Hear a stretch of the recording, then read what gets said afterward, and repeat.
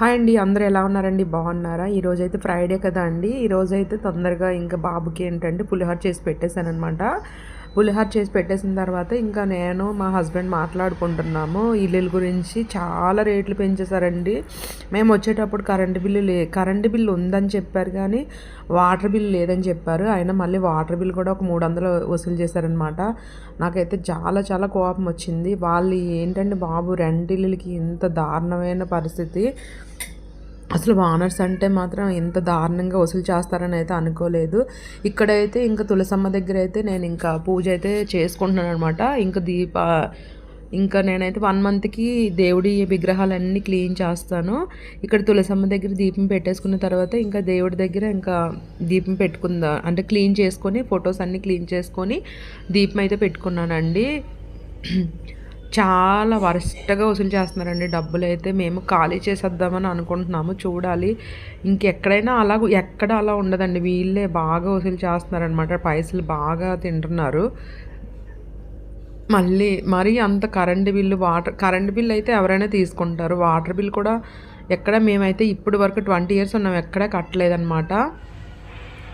ఇక్కడైతే ఇంకా దేవుళ్ళందరినీ ఇంకా శుభ్రంగా నీట్గా క్లీన్ చేసి ముగ్గు పెట్టేసుకొని ఇంకా నేనైతే పూజ అయితే చేసుకున్నాను అనమాట. ఫొటోస్ అన్నీ క్లీన్ చేసుకొని బొట్లు పెట్టేసుకున్నాను. ఫ్రైడే కదా ఇవాళ అని ఇంకా నేనైతే ఫొటోస్ అన్నీ క్లీన్ చేసుకున్నాను. అంటే రోజు కాకుండాని ఇప్పుడే పూజ అయిపోయిందండి. పూజ అయిపోయిన తర్వాత ఏంటంటే టిఫిన్ చేస్తున్నాను. ఇంకా మామూలుగా అయితే 12 వరకు చెయ్యను, కానీ ఇంకెందుకు ఆకలేస్తుంది. బాగా పని ఎక్కువైందనమాట ఈరోజు. అందుకని టిఫిన్ చేస్తున్నాను. నిమ్మకాయ పులిహోర చేశాను అనమాట.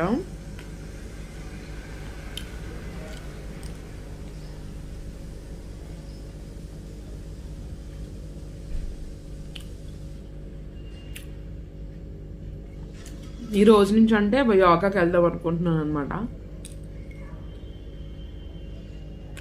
యోగా స్టార్ట్ చేయాలి.